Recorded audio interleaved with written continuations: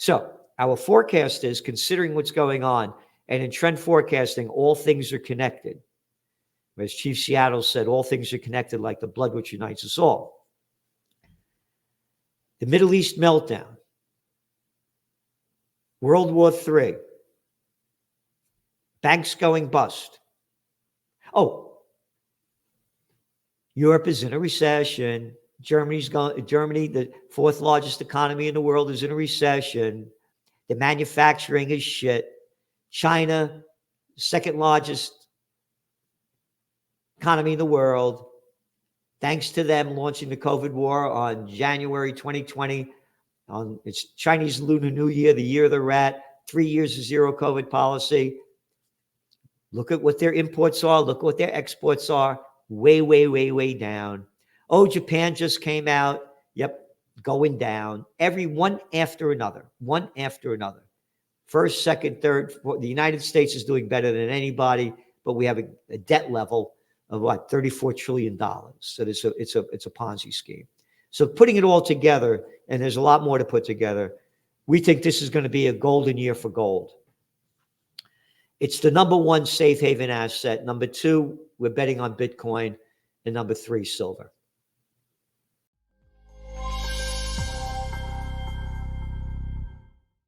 On this episode of the What the Finance podcast, I have the pleasure of welcoming back Gerald Celente. So, Gerald, thanks so much for coming back on the podcast today. My pleasure. Thanks for having me. No problem. I look forward to the conversation. Our last interview was one of our most popular on the podcast. You've really been focusing on trends, which is a lot of what you do. So, what are you watching out for in 2024? Well, we just came out with our top trends for 2024, and they're quite frightening. I mean, number one is World War III. It's begun. World War III began when the Ukraine war began. It was the cover of our magazine 2 days before the Russian invasion. From COVID war to Ukraine war to World War. And this just keeps escalating. Now you have the Israel war, which keeps expanding. And, as a kid, they brainwash you with crap, and they say things like, World War I began when the Archduke Ferdinand was assassinated in Sarajevo. I mean, who the hell is an Archduke? Who gives a damn? And what's a Sarajevo? Oh, by the way, what is the Archduke doing there taking over another country? It was working up. It was building up before that. Same thing with the World War II. They sell you the crap that the United States got involved in World War II when the Japanese bombed Pearl Harbor. Oh, how about when Franklin Roosevelt seized all Japanese assets in July of 1941? And along with the Great Britain and the Dutch, cut off 3/4 of Japanese trade. Oh, and 88% of their imported oil. And they only import 100%. So what I'm saying is then they make it official when one event happens. And that's what's going to make it official when World War III is, quote, declared. But it's already going on. So that's our major concern, because it also, of course, has, besides the geopolitical implications, serious socioeconomic ones as well. So, for example, now the war is being ramped up and they're dragging Iran into it.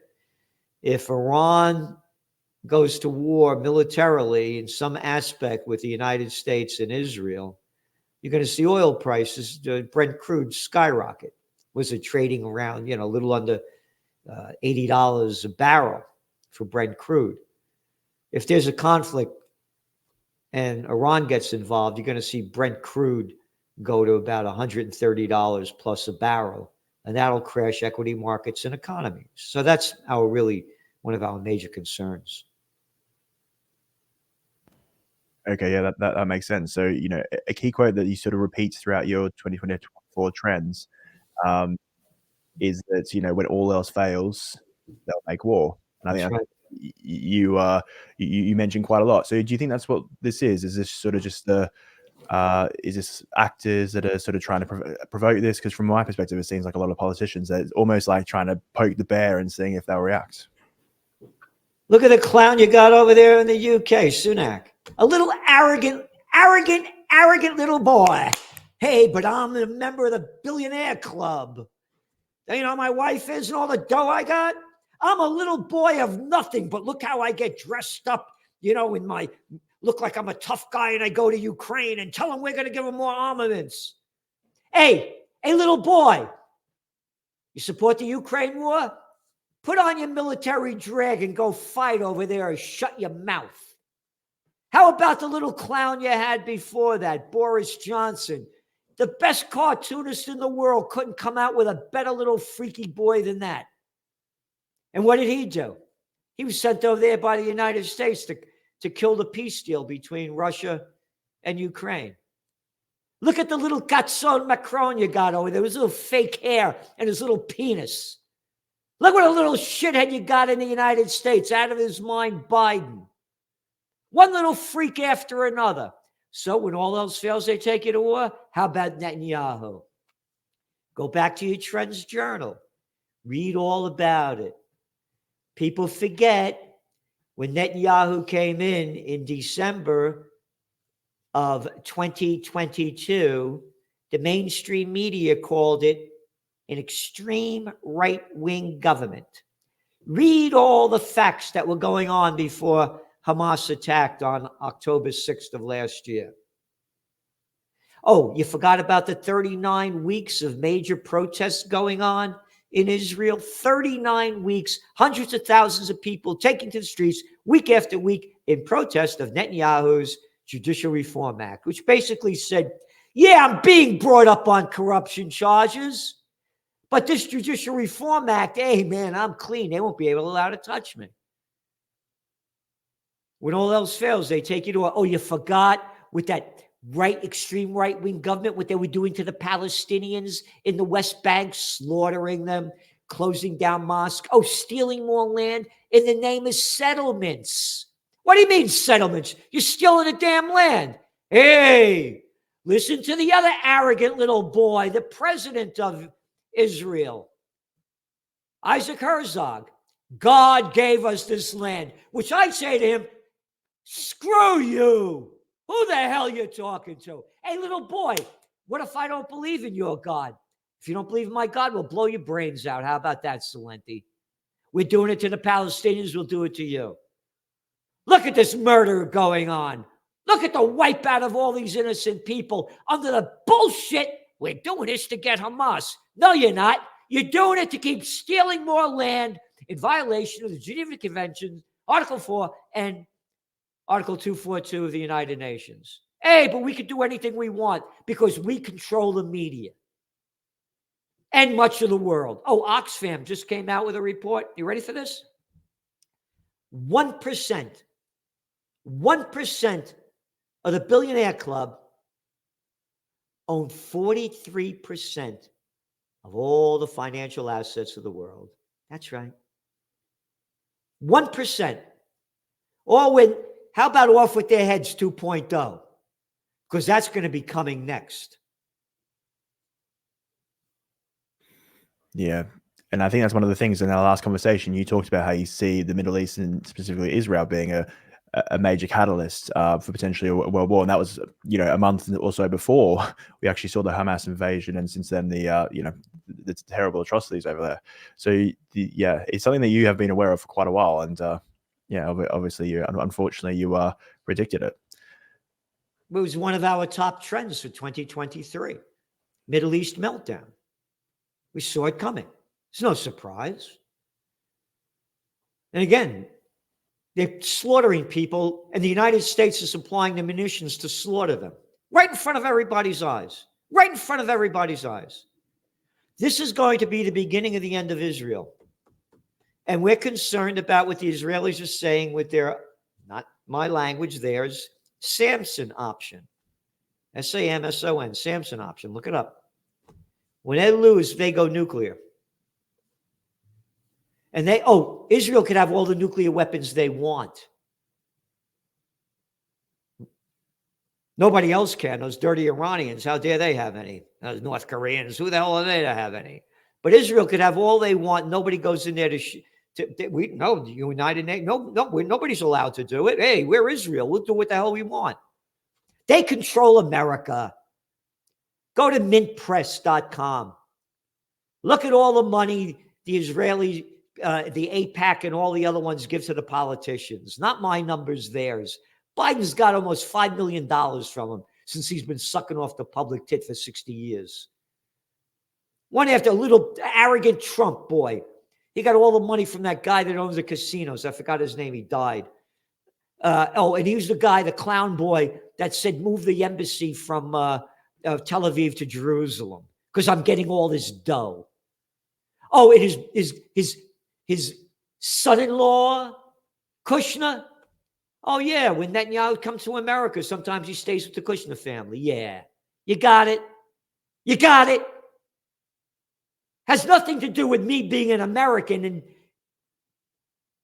being a patriot and believing in the founding fathers, like someone by the name of George Washington in his farewell address, do not become involved in any foreign entanglements. Have no love for a country, no hatred for your country. Because if you have either one of them, you're a slave to them. And that's all we are. We're plantation workers of Slavelandia. The bigs own everything. And look at the money they steal from us. Look at the money they steal from us to give weapons to other people. Oh, isn't it lovely in the UK now since they launched the COVID war and everything is so happy again? Look, you go over to San Francisco, New York City, all the cities, homeless everywhere, infrastructure rotting, and, and all the money to go to war. It's a freak show, and the freaks are in charge. Yeah, and that's the issue. And I think another concerning thing, and I've been thinking about this recently, is that it's not actually the strong versus, the strong that are starting these conflicts. Is actually when they become weaker and when they're on the decline. We're seeing China, the US is becoming weaker, Europe is becoming weaker, and it's Iran, all these countries, when they're in these state of desperation, that's when it escalates. That's right. When all else fails, they take you to war. Again, what followed the Great Depression, World War II? What followed the dot-com bust? Oh, the war on terror. Little Georgie Bush, a little daddy's boy, born on third base, thought he had a home run with a pecker as big as this pen. We're going to get that guy Osama bin Laden, dead or alive. Over 80% of the American people swallowed the crap spewing out of that mouth of that little boy. That's how easy they follow. Again, look what's happened in Israel. Netanyahu's ratings are in the toilet. But he's still there. And we're going to keep fighting. This is going to keep going on and on and on. He says it. And now they're, Hezbollah. Why, that terrorist group. What do you mean terrorist group? You mean the Lebanese that threw the Israelis out of there? Oh, well, how dare they throw the Israelis out of there? God gave them that land. Oh, they're a terrorist group for throwing them out. Oh, Hamas. Hey, listen. If your family lived in a open-air concentration camp since 2006, can't go in, can't go out unless they let you in and out. And you got about a 60% unemployment rate. And they keep killing you anytime you want. Why, how dare you do anything? And then let's go back to the facts. Oh, and then to save the bullshit about calling me an anti-Jew, an anti-Semite. As I say, 3 of my last 4 girlfriends were Jewish. And I'm not an anti-Semite because the Palestinians are Semites. The people running Israel aren't. They're Ashkenazi Jews from Eastern Europe. They're not Semites. So let's go to Jewish people like Max Blumenthal, putting down the facts, showing the facts about Hamas's attack and how most of the people that were killed by the Israelis. Yeah, there's that tank, that Israeli tank blowing up the kibbutz. There are the helicopters shooting at the people. Yeah, there were Hamas and there were also Israelis. Yeah, but we won't talk about that. Well, instead we'll sell the Biden bullshit. I saw pictures of beheaded babies. Hey, could you show us the pictures? Well, no, we can't show you the pictures because we don't have them. Same bullshit that they did with the first Iraq war under George Bush Sr. That those dirty Iraqis were going into Kuwait, dragging babies out of incubators and stabbing them. Oh, who said that? Oh, an actress that they brought to the congressional hearing? How about Saddam Hussein has weapons of mass destruction and ties to Al Qaeda? Could you show us any proof that he has weapons of mass destruction? Not a bit of proof exists, but we'll sell you the bullshit and you'll swallow it. It is, as you said, there's evidence of it happening in the past. So why aren't they doing it? You know, they probably doing it now. If we go to, you know, another trend that you've talked about is the US election, which is going to be a big event, but also globally, there's sort of 40 elections. I think 3 billion people are voting. What impact do you think this will have on, I guess, the globe? Because when things change, there's always instability. It's a freak show. And so, who's your favorite freak, Biden or Trump? And again, it's in every country. You got a little Olaf over there, Schultz over there in Germany. Again, I could keep going over the names. One little freaky girl or boy after another. And there's going to be a civil unrest in the United States if Trump wins. But again, you know, I've been at this a lot of years. Our magazine was the first to call Trump a winner, the Trends Journal, in May of 2016, when all the polls said he'd lose. And just to give you a little bit of my background, I began at a graduate school working on political campaigns in Westchester County, the richest county in America. I was the assistant to the Secretary of the New York State Senate. I designed and instructed a course called American Politics and Campaign Technology, which is how to run political campaigns. And I taught it at St. John's University. I know this game. Nobody could call the game. There's too much time. There's 10 months between now and then. So what's going on now doesn't mean anything. Zero, nada. And a lot's going to happen between now and then that's going to determine who wins. And the sad thing is that there's really no third-party candidate. I supported RFK Jr. I have peace rallies. Occupy Peace is one of my movements. I had his campaign manager as the last speaker last May, Dennis Kucinich. Ran for president 2 times, Kucinich, former congressman. He's no longer with RFK Jr., and neither am I, because RFK Jr. supports the slaughter of the Israelis, genocide they're committing against the Palestinians. He ignorantly speaks about what's going on. I've spoken with Kennedy. I'm totally disgusted with him. Totally. Oh, you know what? Kucinich is no longer there. You know who he brought in? His daughter-in-law. That's right. You know what his daughter-in-law's last job was? Working with the CIA. So there's no third party in America. And this is a time for new third parties in every country.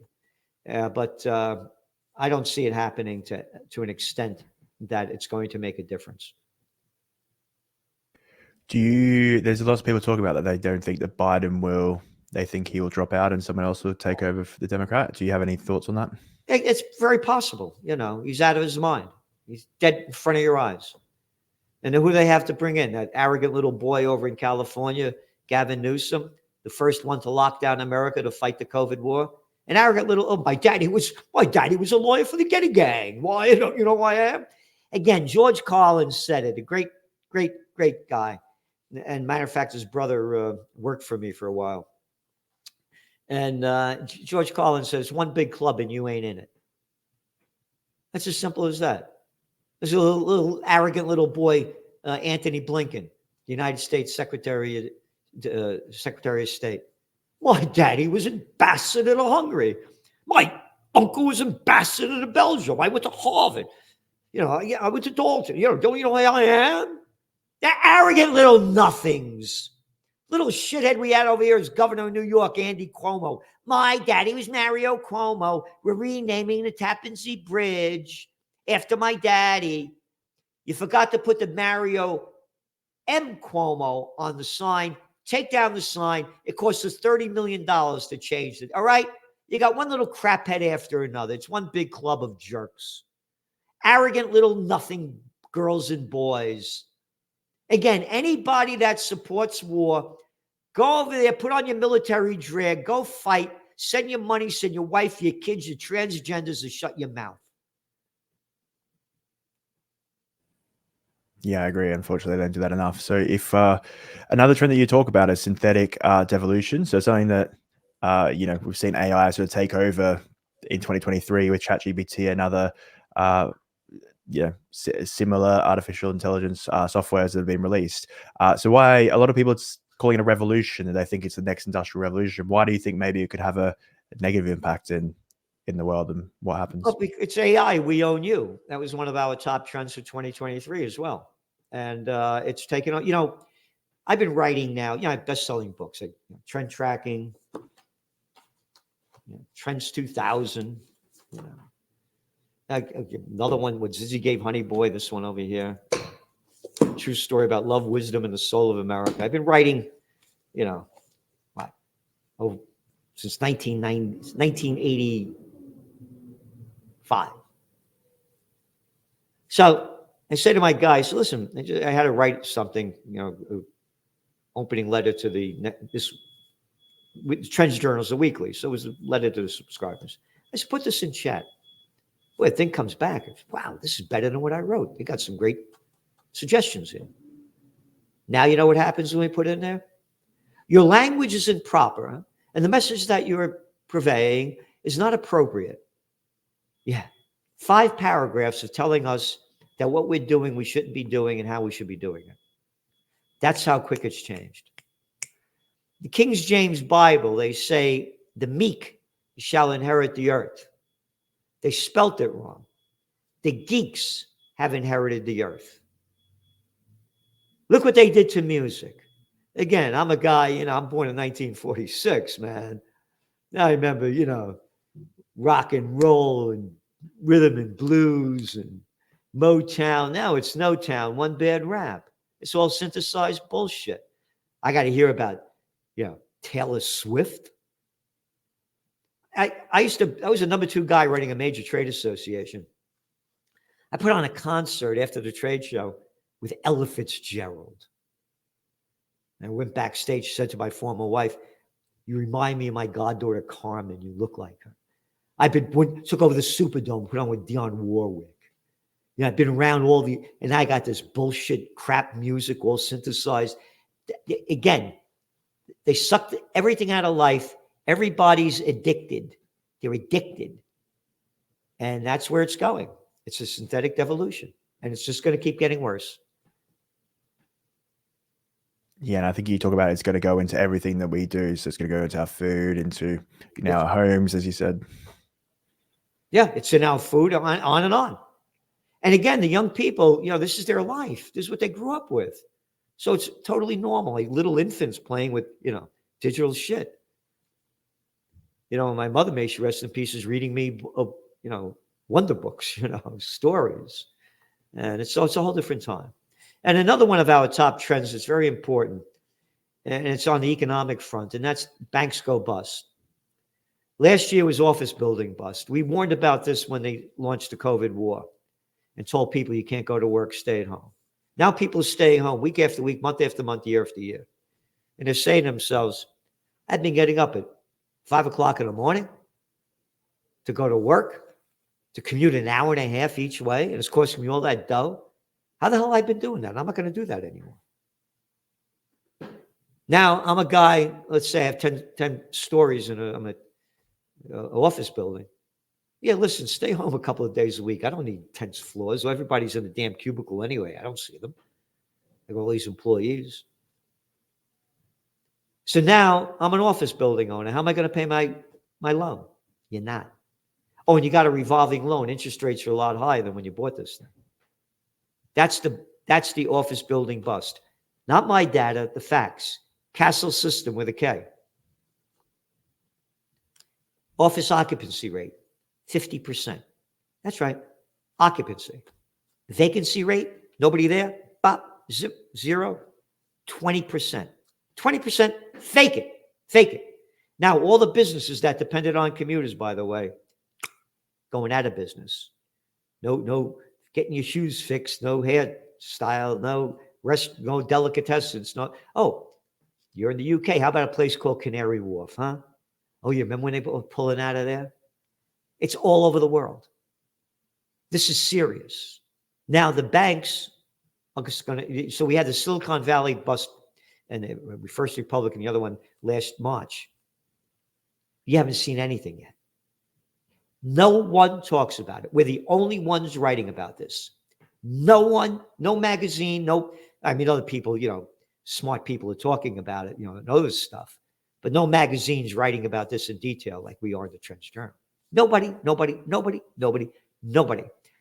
Wall Street Journal, whole big article on the 20% vacancy rate. Not a word on how this is going to affect the banking system. Zero. Nothing. So that's what we're very, very concerned about. And again, we don't give financial advice. The Trends Journal, we tell you what in the world is going on. And what we do is we quote from different sources. So let's talk about, like, for example, what's going on with the Israel war. We go to Jerusalem Post, Haaretz, Times of Israel. Oh, and then we go to ISNA, IRNA, Tehran Times to see what the Iranians are saying. Oh, let's see what Al Jazeera is saying. So we go all around the world, and we tell them this is what they're saying. And then we say, this is our trends analysis. So it's not propaganda. We're showing what they're saying, and this is our forecast. So our forecast is, considering what's going on, and in trend forecasting, all things are connected. As Chief Seattle said, all things are connected like the blood which unites us all. The Middle East meltdown, World War III, banks going bust. Oh, Europe is in a recession. Germany, the fourth largest economy in the world, is in a recession. The manufacturing is shit. China, second largest economy in the world, thanks to them launching the COVID war on January 2020. It's Chinese Lunar New Year, the year of the rat, 3 years of zero COVID policy. Look at what their imports are. Look at what their exports are. Way, way, way, way down. Oh, Japan just came out. Yep, going down. One after another. First, second, third. The United States is doing better than anybody, but we have a debt level of what, $34 trillion. So it's a Ponzi scheme. So putting it all together, and there's a lot more to put together, we think this is going to be a golden year for gold. It's the number one safe haven asset. Number two, we're betting on Bitcoin. And number three, silver. Yeah, and I know that's sort of linked to your other trends. You mentioned gold there, and there's something as well, money junkies paradise. So you're saying that crypto maybe, are you thinking other high beta assets could potentially perform well in such a period, or is it mainly just cryptocurrencies and Bitcoin? Yeah, that's about it, as we see it. Again, gold is the number one safe haven asset. It's been going on forever. If there wasn't cryptocurrency right now, gold prices probably be easily in the $3,000 range. And as we're speaking now, it's like about 2040, 2030, around there.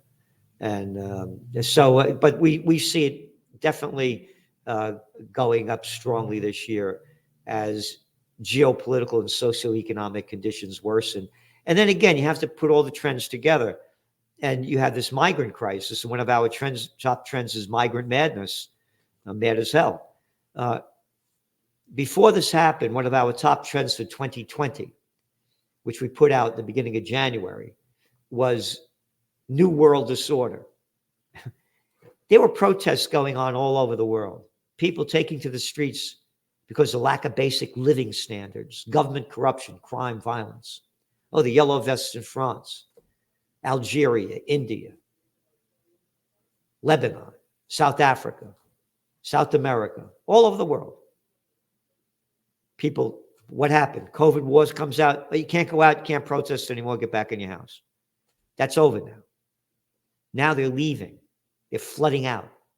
And they're going to keep flooding out because their economies, thanks to the COVID war, have made a very bad situation worse. This has destroyed the lives and livelihoods of billions of people around the world. The damage it's done, again, is incalculable.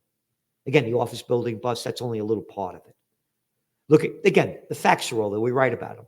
Mental illness, drug addiction, crime, violence, everything's skyrocketing.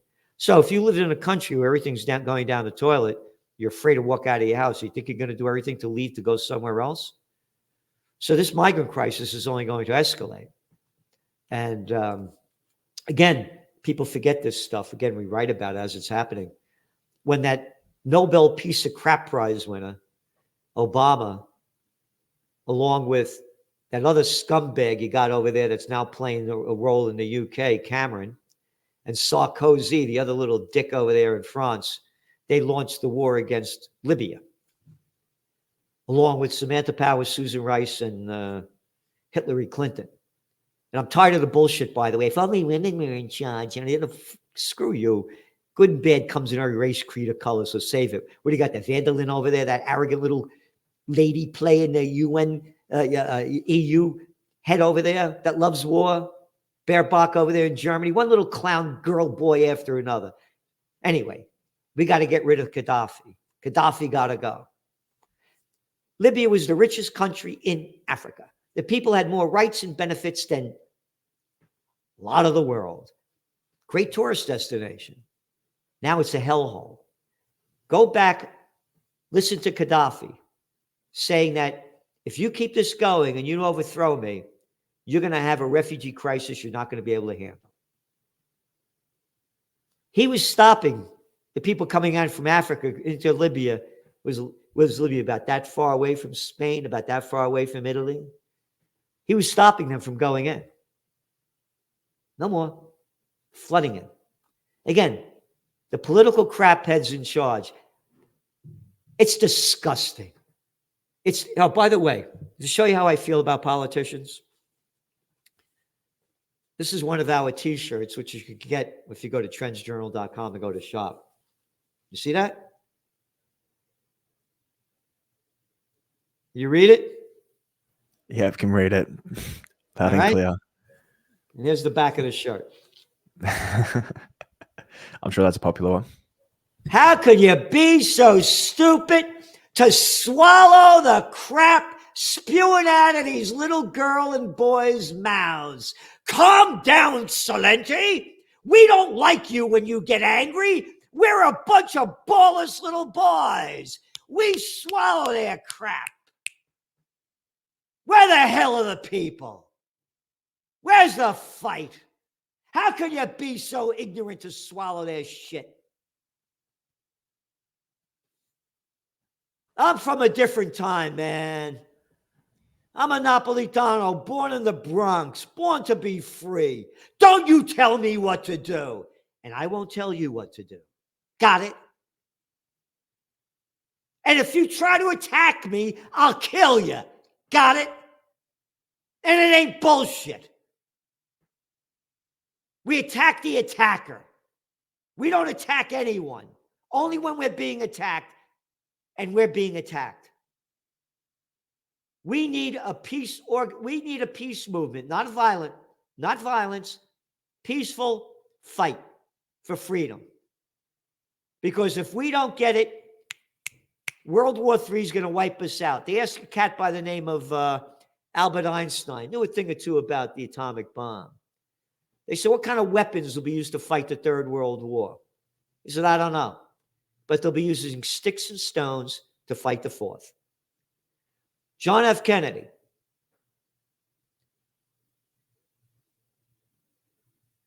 June 1963. Speech. Graduating students at American University in Washington. It's all about peace. He said, if we go to war with the Soviet Union, life on Earth will be destroyed within 24 hours, and it'll be ruined for generations. That was 60 years ago. The weapons are a lot worse now. It was all about peace. 5 months later, Jack, you're dead. They wiped them out. By the way, I have a photograph of me and John Connally. John Connally was the governor of Texas that sat in front of Kennedy that took the bullet in the back. I have a photograph of me, him and his wife in front of the book depository where Kennedy allegedly, where that guy Oswald allegedly shot him from. And it was their first time back since the assassination. And As we're going back into the Anatole Hotel, Connolly said to me, he wanted to meet me because of this book, Trend Tracking, that came out in '89. I had forecast a new third party, and someone like Ross Perot would be the kind of candidate. As we're going back into the Anatole Hotel, making a very long story short, he said to me, I read your book. He says, a fine piece of work. He said, I know your heart's in the right place. Remember, this is the governor of Texas that took the bullet in the back and almost died sitting in front of Kennedy. He said, well, you don't have a clue what's going on. And neither do the American people, because if they did, there'd be a revolution in this country. That was in 1992. Oh, John Connolly, the Democratic governor of Texas, becomes this Treasury Secretary under Richard Nixon when they took America off the gold standard. It's a crime syndicate that people call a government, basically, in a country near you. So thank you very much for having me on. I very much appreciate it. And I thank you for all that you do. Yeah, thank you so much, Gerald. I really appreciate your time, and I'm sure we could speak for hours about these things. Do you have one message you'd like to leave the viewers? Yeah. Everybody get in the best shape you can, physically, emotionally, and spiritually. You're in the fight for your life. And do everything you can to do something positive every day to help other people in any way that you can. And I'm a warrior for the Prince of Peace.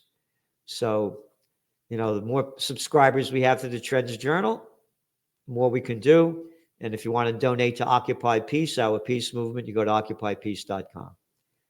So again, we're doing everything. I'm doing everything I can. They say, critical care nurses say that the greatest regret of dying people is that they didn't become what they should have become or thought they could have become. They sold out, basically. And again, I pull my shit in my life, by the way. Now, I'm not talking about, sexual stuff, so save that bullshit. That what a bunch of crap that is. A guy, some chick says 30 years ago he raped. Why do you talk about it 30 years ago? As I said, I never raised my hand to a woman unless she wanted to be spanked. Anyway, take it easy. Take it easy. And, Yeah. yeah, I mean, really. Yeah, I mean, but when I pull shit, but I said I was killing environmental legislation at the height of the environmental movement. I was the chief government affairs specialist of the chemical industry. At 28 years old, I was staying at the Willard Hotel in D.C. and putting my meetings at the Hay Adams. I started to grow up and learn, but I wouldn't know what I know if I wasn't on the other side. So what I'm saying is we all pull shit. Oh, no, I'm a politician. I never did anything wrong in my life. Screw you. So what I'm saying, my message is try to do the best you can do. And you're not only doing it for you, you're doing it for humanity. And that's the most important thing. And not only humanity, all living things. It's a great message. Thank you so much. I really appreciate your time. And as you said, if anyone wants to find out your work, Trends Journal is the best place, as well as is Occupy Peace, you said? Yes, Occupy Peace. Yeah. Occupy Peace. Perfect. So, yeah, Gerald, thanks so much for your time. Thank you. Thank you so much for listening. And if you enjoyed the episode, please subscribe and click the bell icon so you are notified when new podcasts are released. I hope you're leaving with some great value about investing, trading, and finance. See you on the next show.